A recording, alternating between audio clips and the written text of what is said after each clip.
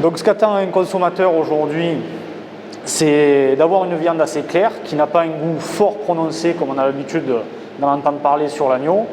Nos races en région PACA ont cette particularité-là. La méthode d'élevage de la région PACA permet d'avoir un produit qui reste assez neutre en goût. Ce qu'on attend aujourd'hui d'un produit, d'une carcasse d'un agneau, c'est qu'il soit bien terminé, que son taux d'engraissement soit correct, que sa forme, sa conformation soit assez corpulente et assez ronde. Donc ces conformations de carcasse, on les obtient de plusieurs manières. En PACA, la manière essentielle, c'est de faire du croisement de races. Les races rustiques qui sont présentes en région PACA, de base, ne permettent pas d'avoir des conformations optimum.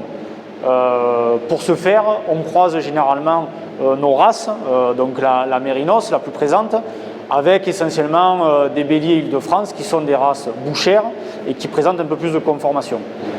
L'engraissement, ça, c'est la part finale de l'éleveur. C'est l'éleveur en fin, on ne va pas dire en fin de vie, mais en fin de présence en bergerie.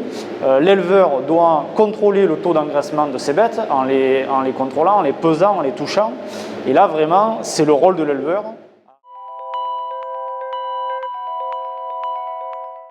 Donc notre abattoir est uniquement prestataire de service. On n'achète pas d'agneaux et on ne vend pas de viande.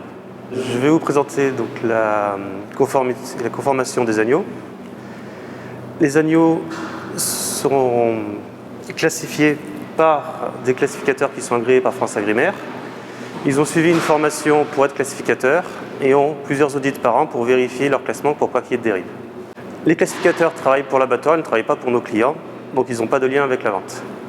Ils suivent le classement Europe, donc de E, U, R, O, P pour la masse musculaire et 1 à 5 pour l'engraissement.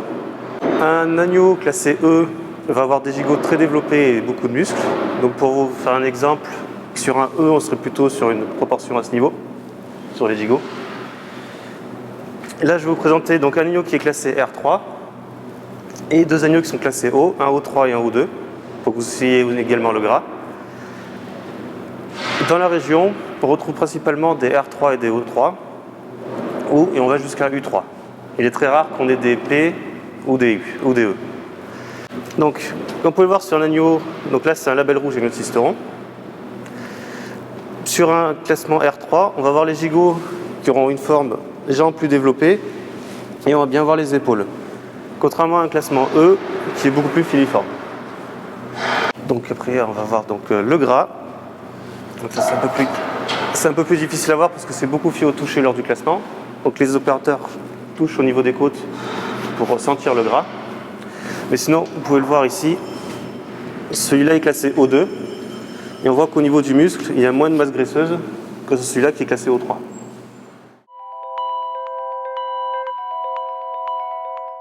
Trier les agneaux, c'est important.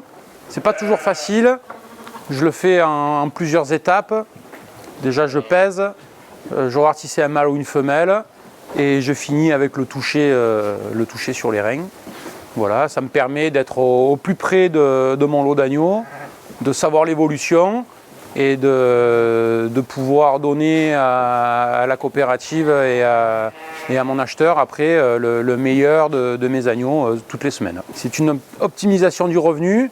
Parce que des fois, on pourrait mettre un agneau une semaine trop tôt, et alors qu'il peut vite prendre 1 kg, 1,5 kg. Donc voilà, ça fait vite gagner des sous, on va dire, facilement.